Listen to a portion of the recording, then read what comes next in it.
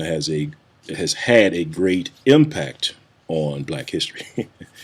And so what I'm going to do in this presentation, we're going to try to keep it short and sweet. I'm only going to review 8 references. So in this presentation, is the wish is that you don't hear my words, but you hear the references of the authors that were around 100 or so years ago. So with these references, I don't like to use references that are from the 1900s or newer. So basically, whenever you open up a book and you see that that publication date in there, things. One is seen before the reference there, but you will be able to see it on the screen. And if you want to see if you can find these references yourself, feel free to pause and write that information down, and then you can kind of proceed. So this one comes from, again, Negro in the New World. And we're going to go to page 27. And again, the point of this reference is just to establish the color of the Jews. So we're going to look at the color of the Jews. All right, my screen's a bit choppy here, so just bear with me. It takes a while for my screen to redraw because I have a lot of things running in the background. So we'll get there soon enough. All right, almost there, just a couple of pages away. And then what I'm going to do, I'm going to zoom in, because on this page in particular, we want to go to page 27, and then we want to scroll all the way to the bottom, and we're going to read the footnote on this page. So I'm going to go into, let's see if I can zoom into 135%. And then I'm going to scroll over here. So hang on. All right, almost there. All right, I'm going to read this one twice just so that you understand what we're reading.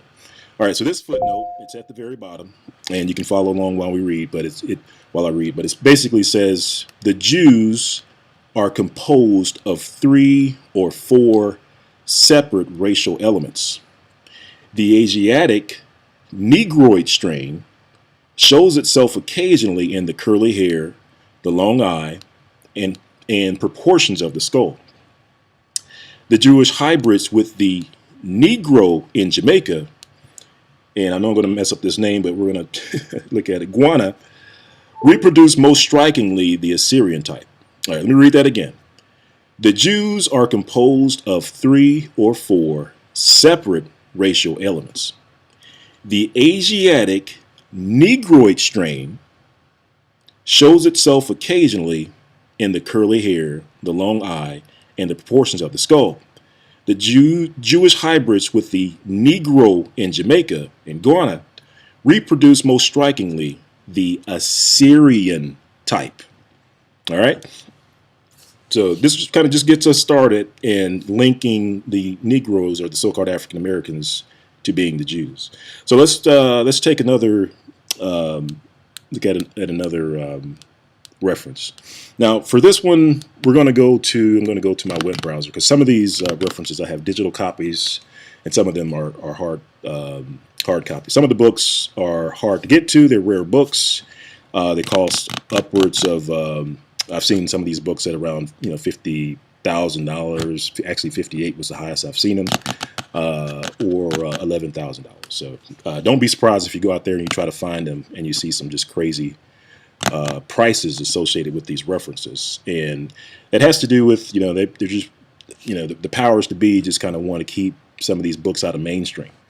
But actually that works in our advantage, because folks like me that like to do research, when we go to these websites for books on like things like Africa or Jews or stuff like that, basically what I do, just to kind of give you some insight, I will go to these websites, and then I'll perform the search, and then I'll sort the search by price, and I'll put the most expensive books at the top, and the cheapest ones at the bottom. And usually the ones that are the expensive books that show up at the top are the ones that aren't meant for mainstream. Like, those are the ones that have the big price tags that whoever, is out there, they don't want that to fall into the hands of people that are doing research. So, but again, that that works in our advantage. All right, so for our next one, let's see here. Oh, okay, all right. So this one's called On the Classification and Geographical Distribution of Mammalia. All right, so I'm on page, for this one, we're going to page 96, but I will, let me go back to the front of the book so that you can see the actual cover of this book here. All right, so kind of zoomed in, but you can see the title there. So that's the title, and that's the author of this book. So I'm going to jump to page 96. And there's page 96. It's on the left. And let's look for our reference. All right, so now on this one, and then let me zoom in on this one as well. There we go. All right. Now, the reference that we're looking for in this one is the last paragraph on this page. And let's see here. I may just start midway here where it says 4. But, yeah, well, I guess we can read the whole thing. It says, with reference to the characteristic of color, which are extreme, we have now opportunities of knowing how much that character is the result of the influence of climate. So back in the day, they used to think that climate would have decide whether or not you were black or white, but that's just the way it was. It says, we know it more particularly by the most valuable mode of testing such influences which we derive from the peculiarity of the Jewish race. It says, for 1,800 years, that race has been dispersed in different latitudes and climates, and they have preserved themselves distinct from intermixture with other races of mankind. It says, there are some Jews still lingering in the valleys of the Jordan, having been oppressed by and let me move over to the other page, top of the page here. Successive conquerors of Syria for ages, a low race of people, and described by trustworthy travelers as being as black as any of the Ethiopian races. Let me read that one again. And I'm just going to start up here where it says, a low race of people, and described by trustworthy travelers as being as black as any of the Ethiopian races. Just for context, I'm going to keep reading. It says, others of the Jewish people participating in European civilization and dwelling in the northern nations show instances. You know what an instance, if you're black but you have instances of white, you know, that's, you have, those are considered exceptions. But let me start again here. It says, others of the Jewish people participating in European civilization and dwelling in the northern nations show instances of the light complexion, the blue eyes, and the light hair of the Scandinavian families. So I'm just going to stop there. It goes into, you know, climate and stuff like that, but it does, well, actually, there's a little nugget of information here at the end where it says that the condition of the Hebrews since their dispersion has not been such as to admit much admixture by the proselytism of household slaves. We are thus led to account for the differences in color by the influence of climate without having to refer them to original or specific distinctions. In other words, without having to say which ones are original and which ones are, you know, are the add-ons, so to speak, or the proselytes. But I have a couple of references that should help clear that up too. So let's take a look. All right, so you got that one. That's our second reference. So for the third reference, this is also one that you can find on the web. Hopefully you can see it on the screen. It's the Christian Researches in Asia by Claudius Buchanan. And so you should be able to see that on the left-hand screen. If not, let me see if I can zoom in here. Actually, so I'm on page, for this one, the references is on page 205. And I'm going to scroll up to the front page so that you can see the book. All right, so see the title. All right, so that's the title. I'm going to scroll down and see if you can get the author. All right, that's the author, the Reverend Claudius Buchanan. And again, let's look at that publication date. You see it?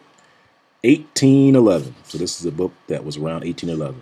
And the other two books were also written in the 1800s too. I forgot to show that. All right, so I'm going to go down to, let's see, so we're at page 205. Let me see if I can find my place again. Let's see, 164. Hang on, guys. 192. All right, getting close. And all right, there it is. All right, 205. All right. So what's so special about this this quote? Well, let's go to page 205, and then we'll scroll down to halfway down the page to Black Jews. Black Jews. All right, I'm going to read quite a bit of this. I think this is on the page here. I have some notes here off the side, but let's get started. If we have to stop, we can stop. All right, so Black Jews, it says, it is only necessary to look at the countenance of the Black Jews to be satisfied that their ancestors must have arrived in India many, many ages before the white Jews. I think I need to read that one again. All right. It is only necessary to look at the countenance of the Black Jews to be satisfied that their ancestors must have arrived in India many ages before the white Jews. Now, if you're familiar with history with John Hyrcanus and the conversion of the Edomites, that will help shed some light on the differences between the white Jews and the Black Jews, that sort of thing. Because during the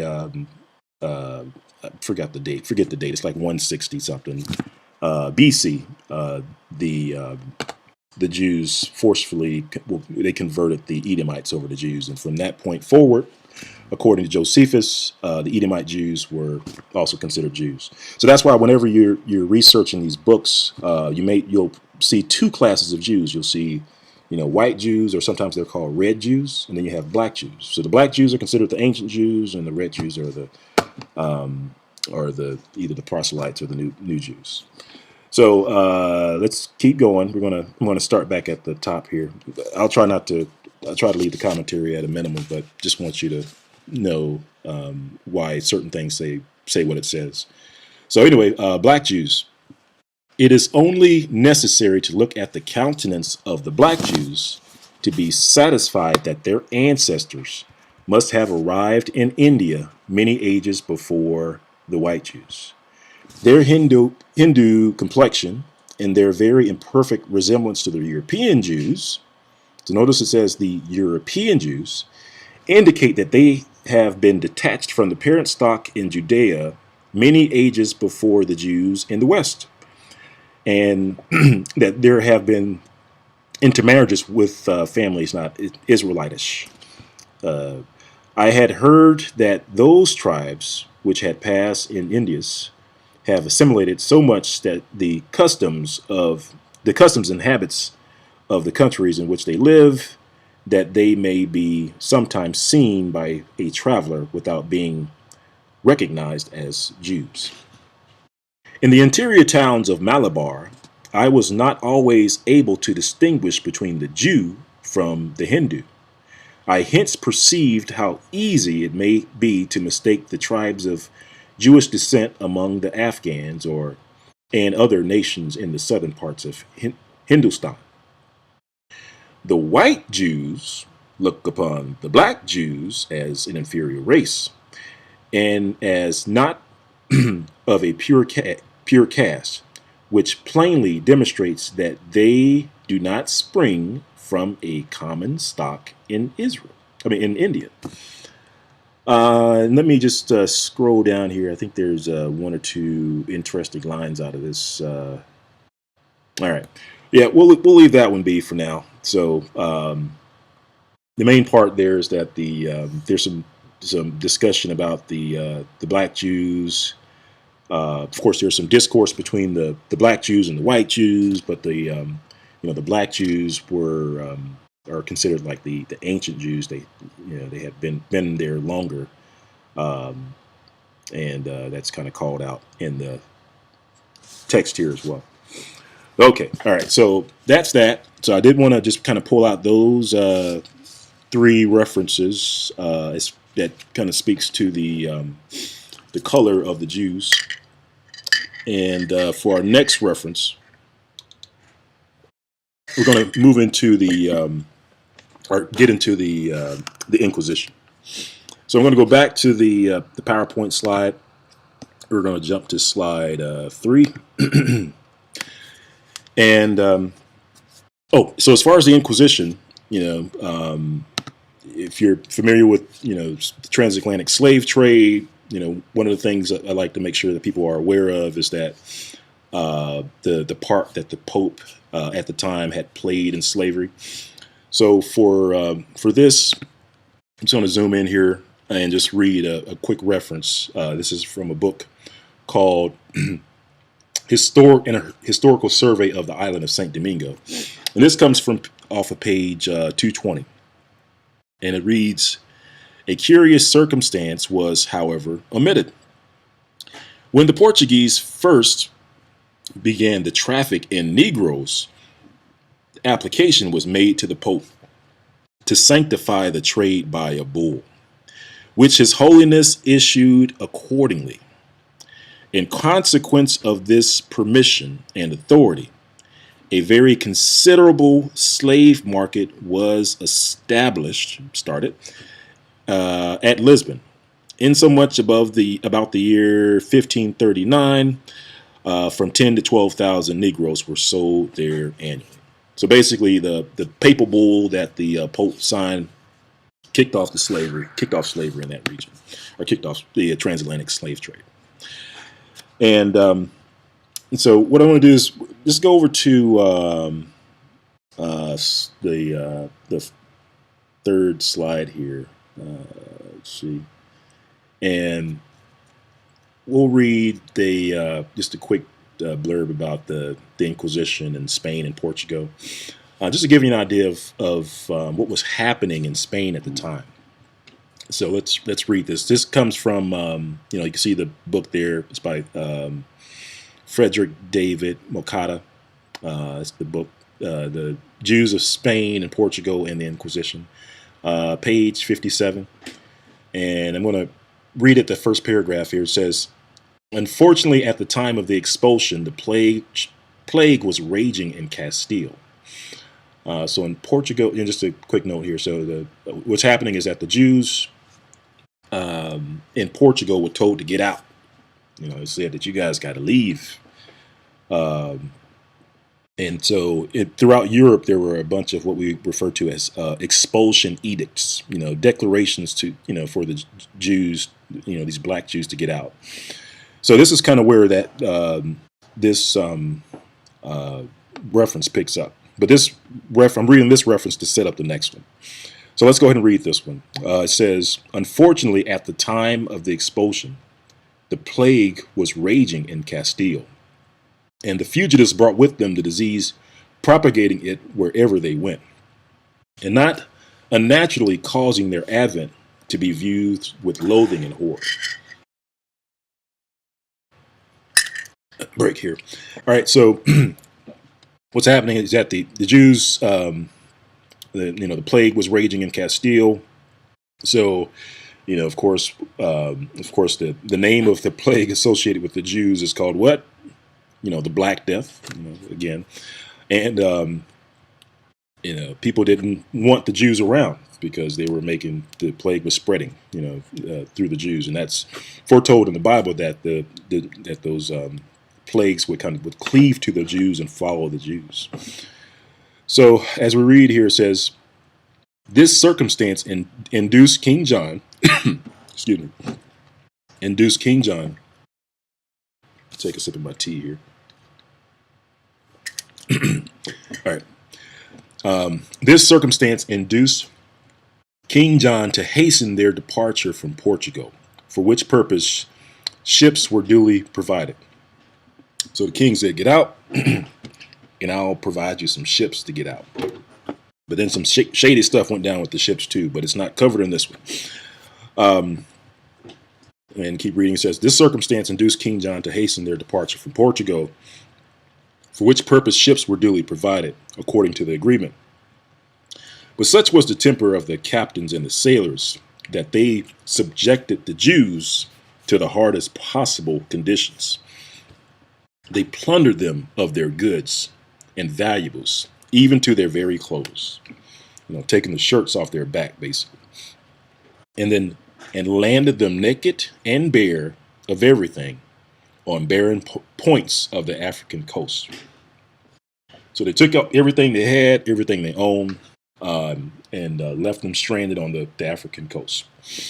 And then it says, leaving them to die of starvation or to be sold into slavery to the Moors.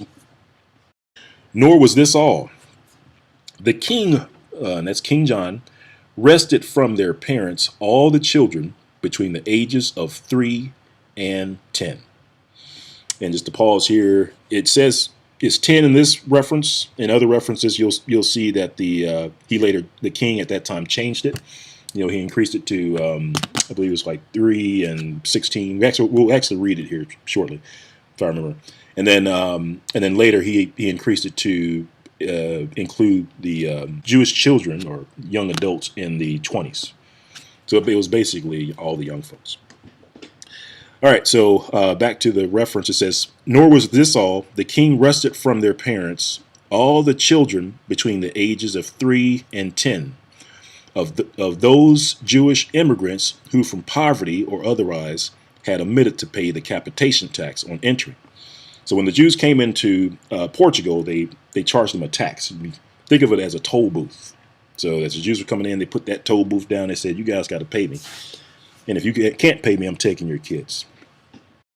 And it says, and so the ones that they couldn't pay the capitation tax, they had their children taken away from them. It says, or the ones that were forced to remain in Portugal, because when King John gave that declaration for the Jews to get out, he said set a date that if they didn't get out by that time, that they would be arrested or enslaved. And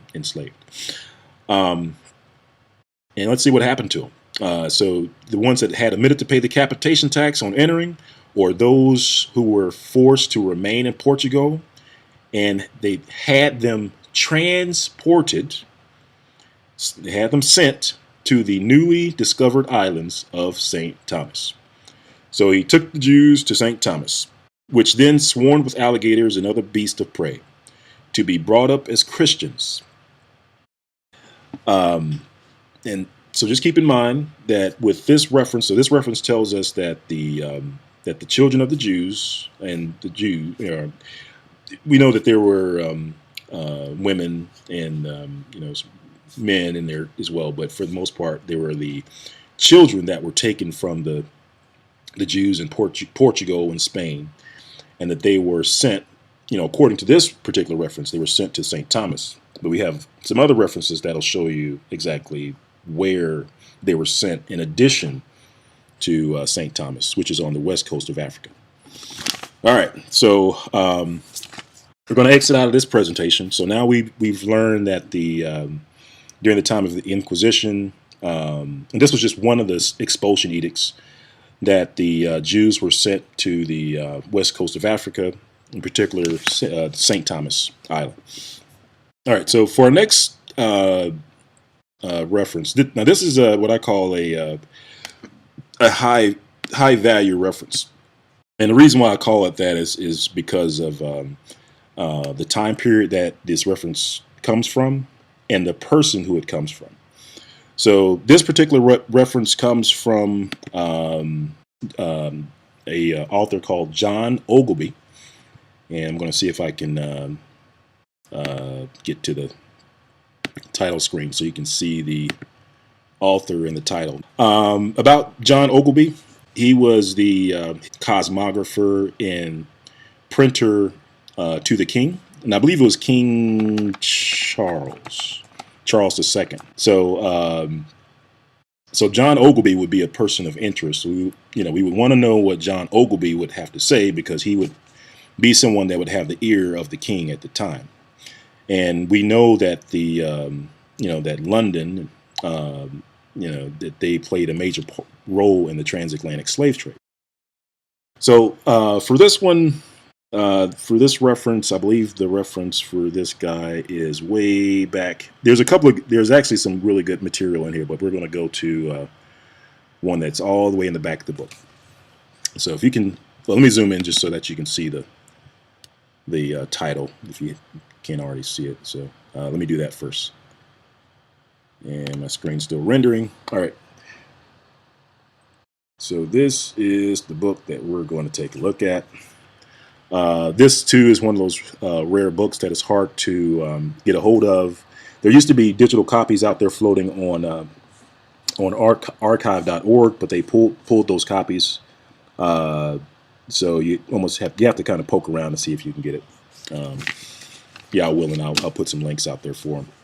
But let me zoom back out, and I'm going to go over to page. Let's see here. We're going to do page, I believe it's 575. And let's see if it renders. All right. Yep. So actually, page 574. I think that's the interesting paragraph. So on page 574, this is just kind of give you some background. This is talking about King John again. So this is about King John. This is about discussing Portugal and west coast of Africa, and the people that were there. So this interesting gives a really good description as to who's on the west coast of Africa and who put them there. I'll say that again. This reference is a good reference that shows us who's on the west coast of Africa and who put them there. So halfway down on the page, and it's one of those books, like if you can get your hands on a digital copy, feel free to read the whole thing for context. But these couple of paragraphs pretty much sum up the whole west coast of Africa. And it says, the Portuguese that dwelt on this island, that's St. Thomas, informed the Netherlanders, the Dutch, that few lived above 50 years there. Yet, notwithstanding the great gain, tempted them to tarry. So there was money to be had. So, the Netherlanders wanted to go anyway. So, but the Portuguese kind of warned us. They told them that, on this island, we don't live long. And basically, the Europeans didn't live long in Africa when they went there at the time, because of the because of the weather and the plagues and all that stuff. So let's read it again. It says, the Portuguese that dwelt on this island informed the Netherlanders that few lived there above 50 years there. Yet, notwithstanding the great gain, tempted them to tarry. So there's money to be had. It says, several of them having 200 or 300 Negroes that worked in the sugar mills. And we have a semicolon, and it says, it's going to explain it. It says that John III, King of Portugal, that we just read about, right, sent a colony thither above 200 years before. So 200 years before the writing of this book. This book was written in 1670, I think. So 200 years before that book, King John, who was around in the 1400s, he sent a colony there, whom though the unwholesome air destroyed. So the first colony that he sent there, it killed him. It said, yet the place was not left desolate, so they did not all die. It said, for he sent new inhabitants who first settled Guinea. Now, if you have a map of Guinea, Guinea is the west coast of Africa. All right. So these people, so the king sent new inhabitants who first settled Guinea, and this is in the 1400s. Next, in Angola, if you're familiar with the continent of Africa, Angola is just below Nigeria. You got Congo, then you got Nigeria, so that whole area. And lastly, on the island of St. Thomas. So remember, we read about St. Thomas on our previous reference. If you don't remember, just feel free to back up the presentation. But I'm going to read it again without stopping here. Hang on. All right. That John III, King of Portugal, sent a colony thither above 200 years before, whom the unwholesome air destroyed. Yet the place was not left desolate. For he sent new inhabitants, who first settled Guinea, next in Angola, and lastly on the island of St. Thomas. So this tells us that the King John sent a colony to those three places, which was the west coast of Africa. And let's read what John Ogilvie has to say about it. So he says, let's see, for he sent new inhabitants who first settled Guinea, next in Angola, and lastly on the island of St. Thomas, that so they might be better used to the air, that the said king sold all those Jews for slaves. Let me repeat. So, King John is, the king of Portugal, and we read I think it was either 2 or 3 references back that, the king of Portugal petitioned the Pope for slavery, right? So the Pope issued that papal bull, authorized it, things kicked off. And you may be wondering, why would a Pope authorize the Negro slave trade? Well, it looks like we have our answer here. So if we read this again, it says, I'm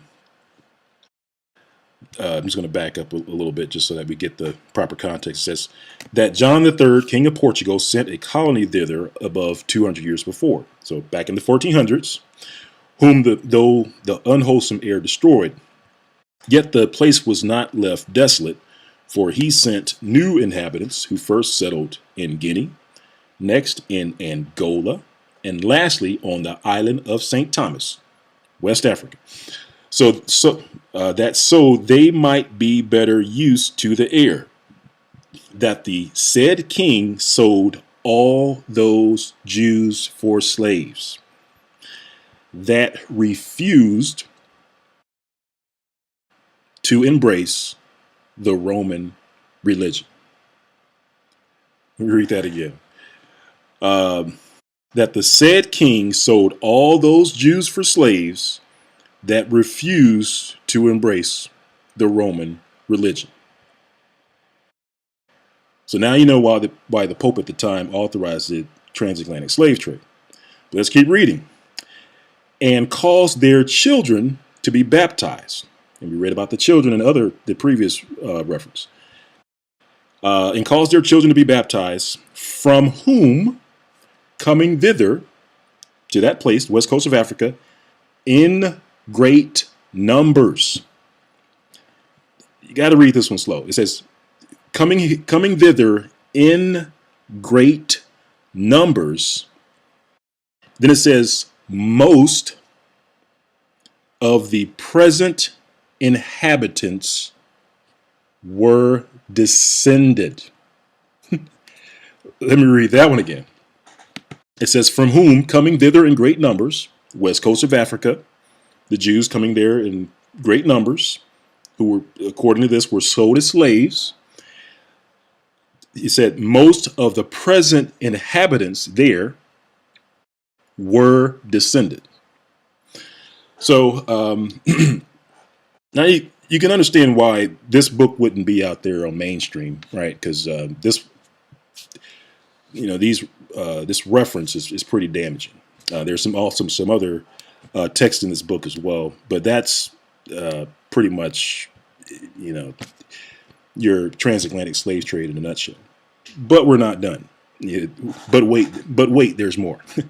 All right, so we're going to leave this reference and go over to our next reference because we want to get some more understanding about the transatlantic slave trade and these now reading this this reference, now we know that there were Jews on the west coast of Africa, and we also know who put them there, and we know who sold them as slaves, and we know that Portugal was one of the first countries to participate in the transatlantic slave trade.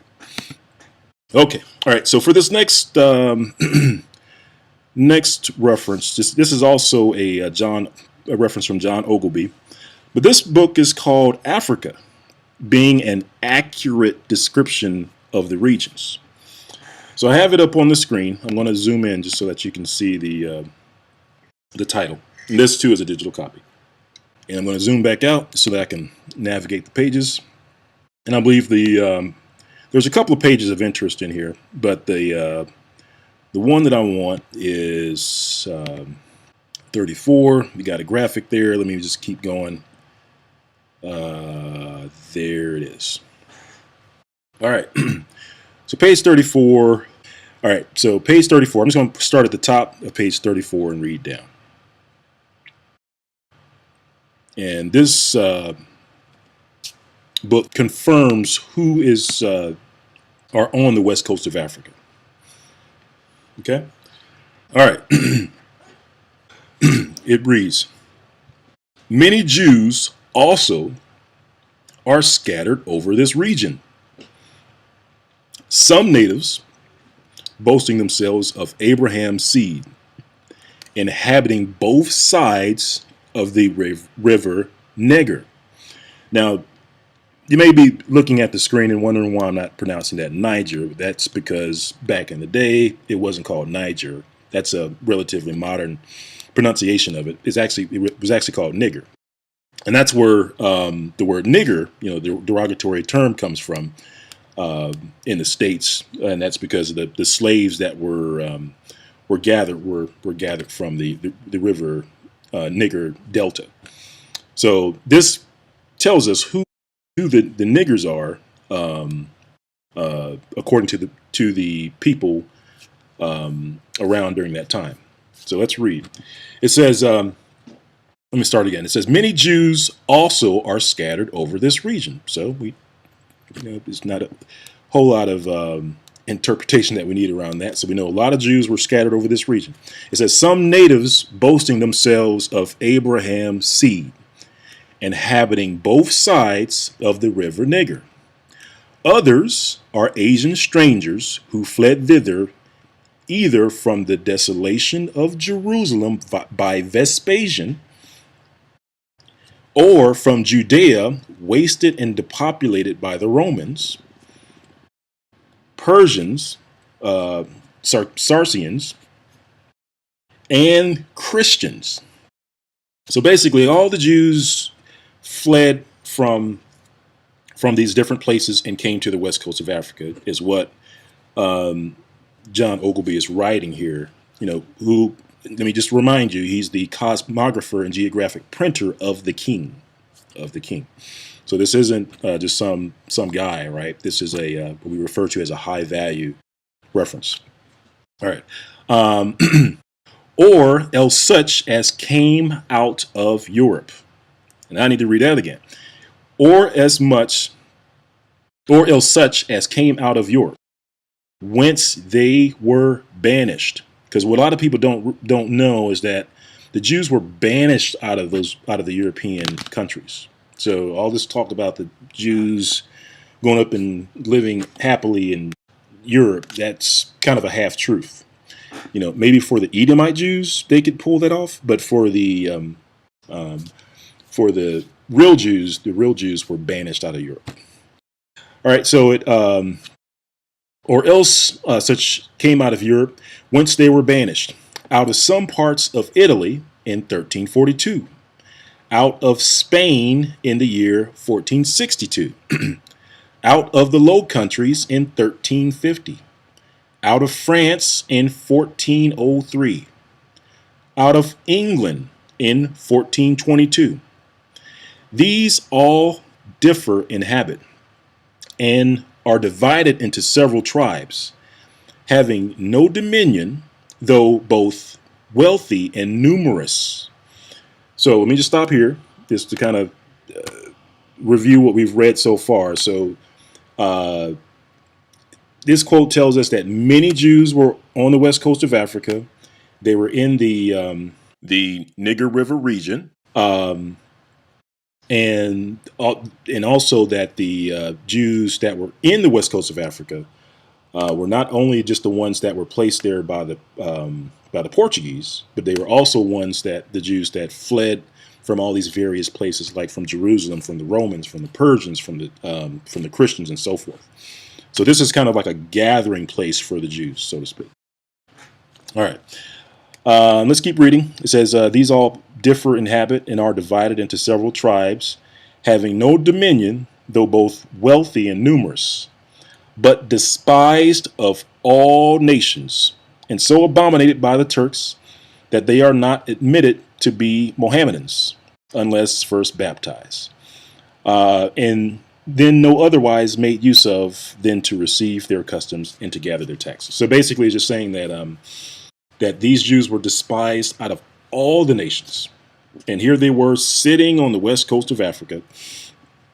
And the Mohammedans, used them just to gather their taxes. But the European nations sent them into slavery, according to John Ogilvy. Okay. All right. So we got that. Let me see if there's another reference we want to share. All right, so we read this quote here. The Jews of Spain and Portugal. And this one, when we read this one, we read that the King of Portugal expelled the Jews from his country, took the children away, and this quote says that he took them to St. Thomas Island. John Ogilvy then goes on to say that they not only took the Jews to St. Thomas, but they took them to Guinea and Angola as well. And this next quote comes from, let's see, you can see the book. There's Portuguese exploration to the west and the formation of Brazil. But this is another high value reference. So this reference comes from, and I'm going to butcher his name, but it's Garcia de Resende. And this guy is the official chronicler of King John. All right, so he's the chronicler of the king. So let's see if Garcia de Resende says anything different than what John Ogilvy, who's the cosmographer of the king. So it's going to read a little down from the top here. It says, by the year 1470, the Portuguese had found the equatorial islands of St. Thomas in the Guinean coast, off the African coast.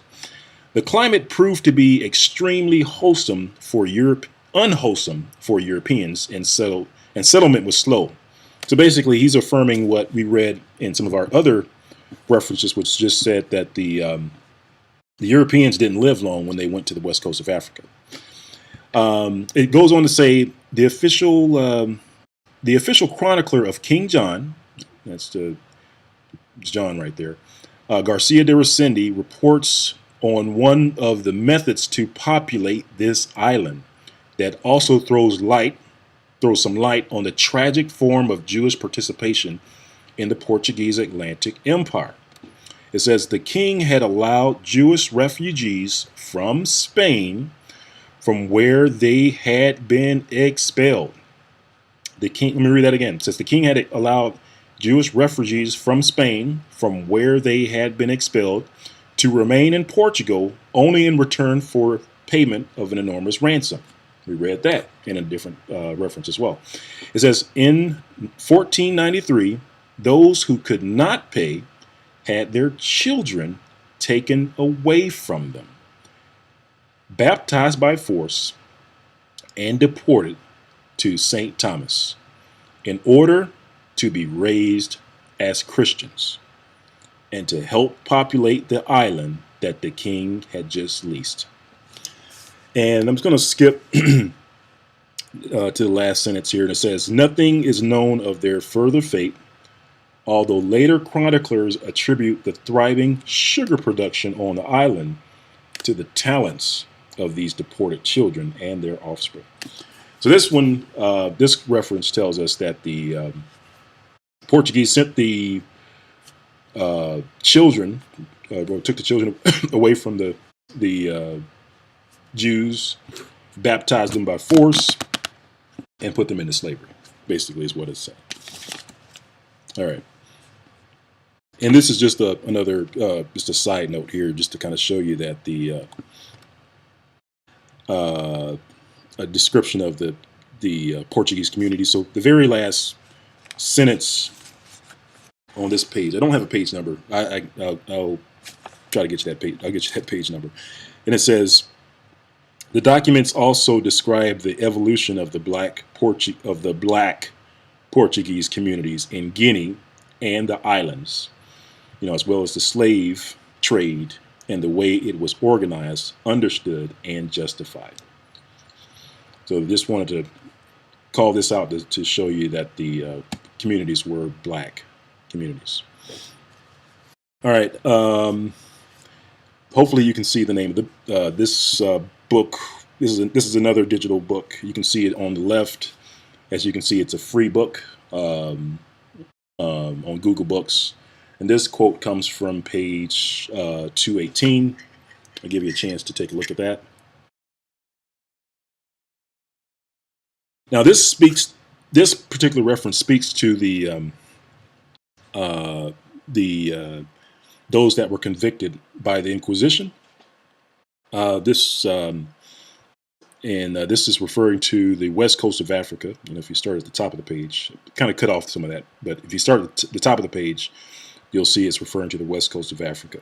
And there's a footnote at the bottom of the page to show you the countries that it's referring to on the west coast of Africa.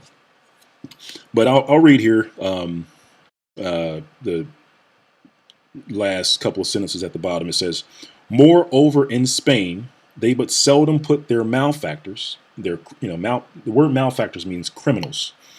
So I'll read that and just kind of substitute malefactors. It says, moreover, in Spain, they but seldom put their criminals to death, as we do in France. They send them all to these desert countries to traffic there. So the word traffic means slavery. So they send them all to these desert countries. What desert countries? Well, you can see the countries listed in the footnote at the bottom. This is basically the Congo, Angola, basically the west coast of Africa. So what this reference tells us is that Spain was sending their criminals, their so-called criminals, their Jews, to the west coast of Africa for slaves. All right. And interesting tidbit about the Inquisition. So the actual book of the Inquisition that contained like the bylaws and stuff like that. That book had many, nicknames, but one of the nicknames was called the Libro Negro. And that's the book of the Inquisition. It was sometimes called the Libro Negro, or you can see the Libro Necro, the book of the dead. But the Libro Negro is a name for the official book of the Inquisition. And within that book, it showed the crimes and how to conduct the the trials and also the sentences. And this is just one of those books that are out there on Amazon, just to show you that it's called the El Libro Negro de la Inquisición, the Black Book of the Inquisition. And this is just another cross reference from St. John of the Cross. It just reads, "Thus the Libro Negro, in which were recorded the acts of the chapters and definitiaries, vanished except for a few extracts." So just saying that the Libro Negro disappeared after a while. It's kind of hard to find. All right, I'm going to skip that one, that reference. Okay, all right. So I'm going to back Region. up.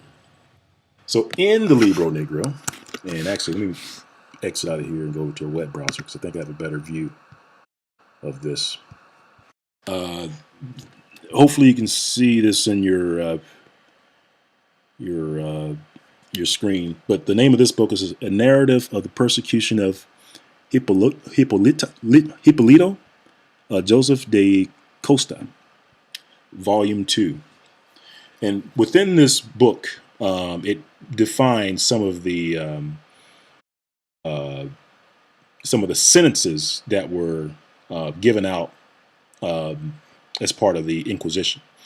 Like, so basically what the Inquisition was, you had the I call them like the secret police, for the Jews that didn't want to embrace the Roman version of Christianity.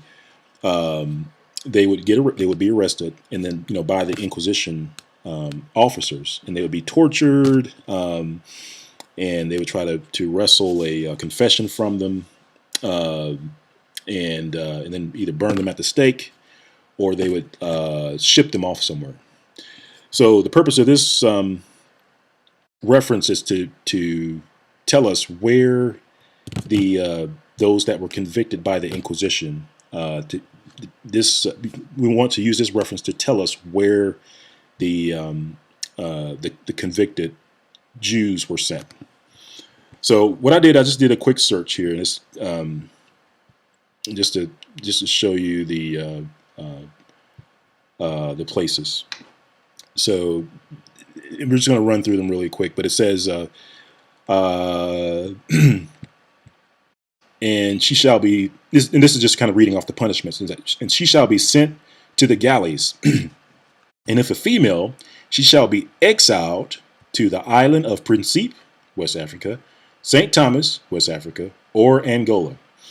And this one is, we kind of catch this one mid-sentence here, but it says, shall be condemned to the same punishment of whipping, and shall be exiled for the same period to the kingdom of Angola or some parts of Brazil. I think this one's mid-sentence too. Let's see, it says, and shall be sent to the galleys or exiled to St. Thomas or Angola. And this one's another one, exiled to the island of Principe, St. Thomas, or Angola, West Africa. Shall be exiled for as many years to Brazil or Angola, and shall be exiled to St. Thomas, Angola, or Brazil.